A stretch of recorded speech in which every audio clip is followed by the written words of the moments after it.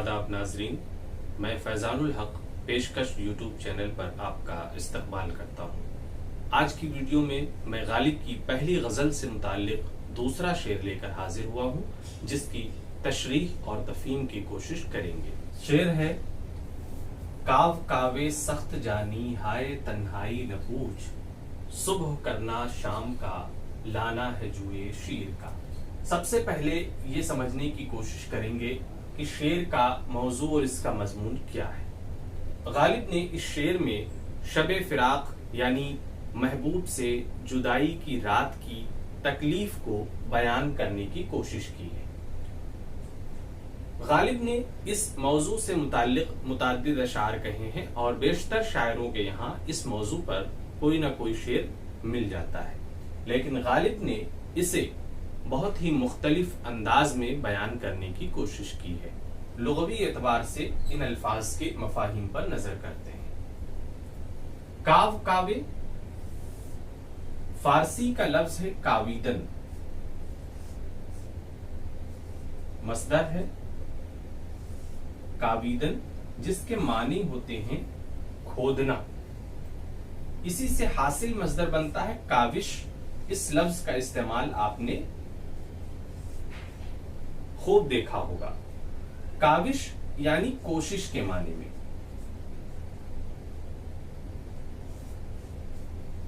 कोशिश और काविश करीब करीब हम मानी अल्फाज के तौर पर इस्तेमाल किए जाते हैं। लिहाजा ये काव कावे ये काविश ही का मुखफ़फ़ है, यानी काव। अब यहां पर इसकी तकरार हुई है, यानी एक ही लफ्ज को रिपीट किया गया है। इस लफ्ज की तकरार ने मानवियत में, मीनिंग में इजाफा कर दिया है। दूसरा लफ्ज है सख्त जानी। सख्त बहुत ही ठोस, मुश्किल को कहते हैं, और जान का लफ्ज इसके साथ मिला देने से इसके मफहूम में वुसअत आ जाती है। सख्त जानी यानी जान तो इंसान की बहुत कमजोर होती है, लेकिन उसके साथ सख्त का इजाफा करके ये बताना मकसूद होता है कि जो बहुत ही पुरकुव्वत हो, ताकतवर हो, ठोस हो, मजबूत हो। तो सख्त जानी नाउन है, यानी इस्म है, और सख्त जान इससे मिलता जुलता लफ्ज आपने सुना होगा, उसे कहते हैं जो बहुत ही ज्यादा कुव्वते तहम्मुल रखता हो, यानी बर्दाश्त करने की ताकत रखता हो। सख्त जानी उसी से नाउन बन जाता है, यानी वो सिफत जो एक सख्त जान के अंदर पाई जाती है। ये भी एक तरीके से किनाये का लफ्ज है जिस पर अभी हम गुफ्तगू करेंगे। हाय तकलीफ को, गम को बयान करते वक्त इस लफ्ज का हम इस्तेमाल करते हैं। तन्हाई न पूछ, सुबह करना शाम का लाना है जुए शीर का। यहां पर शीर है ये लफ्ज। जू कहते हैं नदी को, जू यानी नदी, और शीर कहते हैं दूध को। जुए शीर यानी दूध की नदी। अब गालिब ने यहां पर इस शेर से क्या मफहूम बरामद करने की कोशिश की है, इस पर गुफ्तगू करते हैं। ये बात तो वाज़ेह है कि ये शेर हिज्र की या जुदाई की रात में शायर जो तकलीफ महसूस कर रहा है उसके बयान पर मुश्तमिल है। गालिब ने यहां पर काव कावे सख्त जानी और जुए शीर का जो इस्तेमाल किया है, इसके दरमियान एक गहरा रिश्ता है। इस पर गुफ्तगू करने से पहले हमें इस रिश्ते की बुनियाद से वाकिफ होना हमारे लिए जरूरी होगा। एक मशहूर कहावत है, लोक कहानी है कि शीरी और फरहाद एक दूसरे के इश्क में जुनून की हद तक मुब्तला थे। शीरी शाही घराने से ताल्लुक रखती थी और फरहाद एक मजदूर किस्म का इंसान था, लेकिन इन दोनों को इश्क हो गया। बादशाह को जब ये मालूम हुआ तो उसने ये शर्त रख दी कि अगर शीरी से आप शादी करना चाहते हैं तो हमारे महल के नीचे से दूध की नदी बहा दीजिए, यानी पहाड़ काट करके आप अगर नदी बहा देते हैं हमारे महल के नीचे से, तो हम शीरी से आपकी शादी कर देंगे। फरहाद सच्चे जुनून का हामिल शख्स वो तेशा यानी फावड़ा लेकर के पहाड़ की जानिब चल देता है और वो बड़ी शिद्दत के साथ अपना काम अंजाम देता है। पहाड़ काफी हद तक काट चुका होता है और जब बिल्कुल आखिरी मरहला बचता है उस वक्त बादशाह को खबर की जाती है कि फरहाद अब अपनी मंजिल हासिल कर लेगा, यानी वो नदी महल तक ले आएगा। इसके लिए क्या होना चाहिए?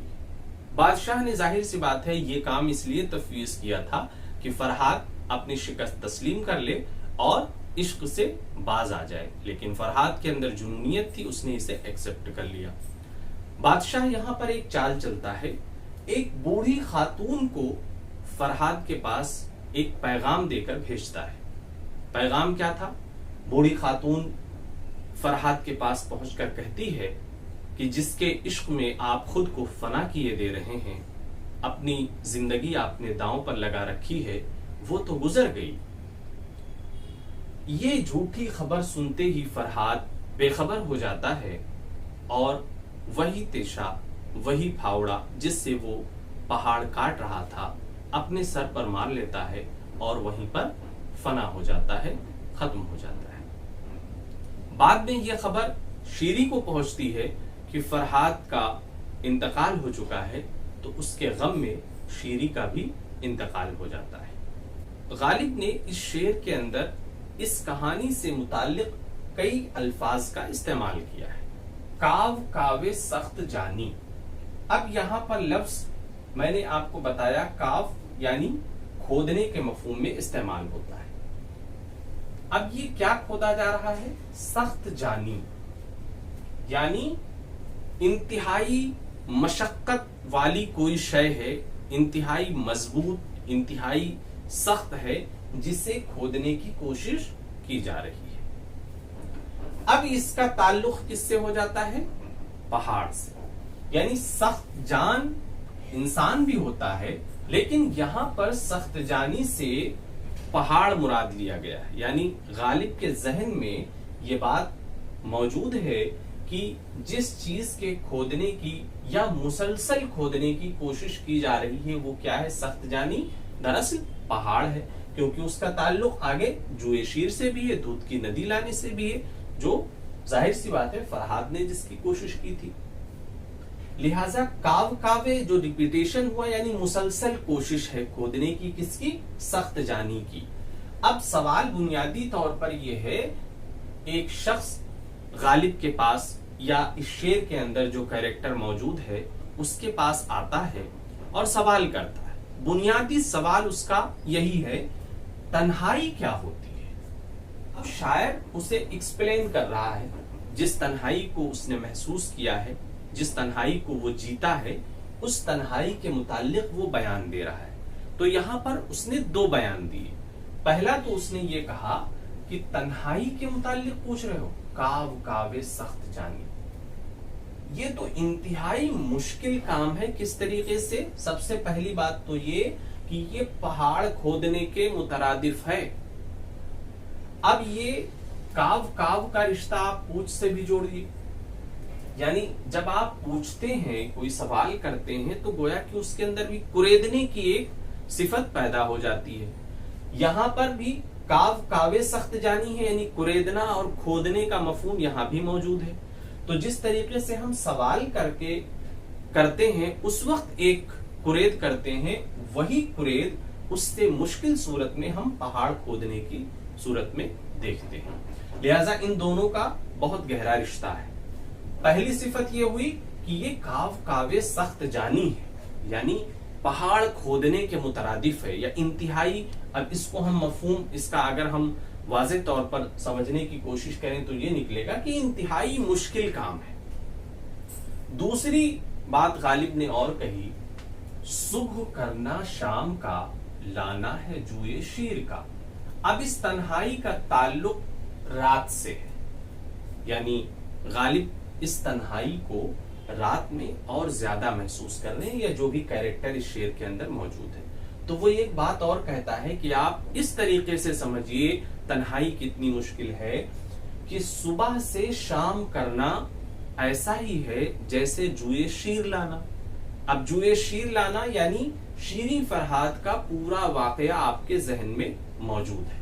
لہذا جوئے شیر یہ ایک طریقے سے تلمیح ہے اس واقعے کی طرف جس کا تعلق شیریں اور فرہاد سے ہے. ایک بات یہاں پر ذہن میں اور رکھنی ضروری ہے. جوئے شیر یعنی دودھ کی ندی. اب بعض افراد، بعض شارحین اسے لفظی طور پر اسی مفہوم میں لیتے ہیں کہ ہاں دودھ کی ندی بہانے سے اسے تعبیر کیا جائے، لیکن بعض شارحین کا یہ بھی خیال ہے جو زیادہ قرین قیاس معلوم ہوتا ہے، زیادہ درست معلوم ہوتا ہے، کہ جوئے شیر سے مراد دودھ کی ندی نہیں ہے. دراصل واقعہ یہ ہے کہ جب آپ بلند پہاڑ سے پانی کا جھرنا دیکھتے ہیں یا اوپر سے گرتے ہوئے پانی کو دیکھتے ہیں دور سے، تو وہ انتہائی سفید دودھ کی طرح نظر آتا ہے. اور اس کی وجہ کیا ہے کہ چٹانوں سے، پہاڑوں سے، پتھروں سے پانی کے ٹکرانے کے سبب ایک جھاگ پیدا ہو جاتا ہے جو کیا ہوتا ہے؟ سفید ہوتا ہے. اور عام طور پر پہاڑوں پر کسی قسم کی آلائش یا کیچڑ اس طریقے سے نہیں ہوتا، اس لیے وہ پانی بہت شفاف اور دودھ کی طریقے سے نظر آتا ہے. تو یہ جوئے شیر گویا کی استعارہ ہے پہاڑ سے آنے والے پانی یا ندی کا.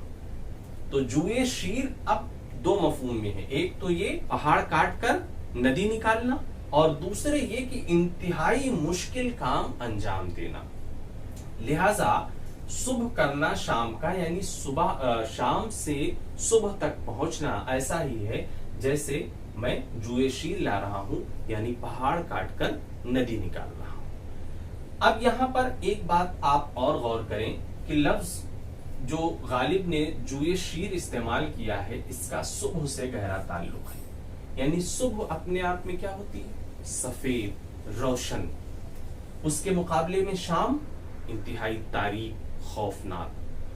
یہ صبح کرنا جوئے شیر سے اس طریقے سے رشتہ قائم کرتا ہے کہ جوئے شیر یعنی دودھ کی ندی، اس کے اندر بھی سفیدی ہے، چمک ہے، روانی ہے. وہی رشتہ یہاں پر، وہی صفت یہاں پر صبح کے اندر موجود ہے. تو لفظی اعتبار سے بھی یہ دونوں ایک دوسرے سے گہرا تعلق رکھتے ہیں. اب کئی اور اس طریقے سے تشبیہیں یہاں موجود ہیں. اگر ہم پہاڑ کھودنے والے کی بات کریں تو یہ کون ہے؟ یہ شعر کے اندر موجود وہ کیریکٹر ہے جو جواب دے رہا ہے کس کا؟ تنہائی سے متعلق سوال کا. تو اگر جو بنیادی کیریکٹر اس شعر کا ہے اسے ہم مان لیتے ہیں پہاڑ کھودنے والا فرہاد یا کوئی بھی ایک شخص. اور یہ پہاڑ کیا ہے؟ سخت جانی کیا ہے؟ تنہائی ہے، شب فراق، جدائی کی رات ہے، ہجر کی رات ہے، اس کی تکلیفیں ہیں. اور صبح کرنا شام کا یعنی وقت کا گزارنا. اور جوئے شیر لانا یہ بھی استعارہ ہے کس سے؟ صبح کرنے سے، بہت مشکل کام انجام دینے سے. تو غالب کے اس پورے شعر کا جو بنیادی مفہوم ہے وہ یہ ہے کہ غالب نے ایام ہجر یا جدائی کی رات کی تکلیف اور اس کی تنہائی کو انتہائی پر اثر انداز میں بیان کیا ہے، جہاں پر غالب نے ایک ایسی تلمیح کا استعمال کیا ہے جس سے مفہوم میں کئی گنا اضافہ ہو گیا ہے. آج کی ویڈیو میں بس اتنا ہی. ملتے ہیں اگلی ویڈیو میں. خدا حافظ.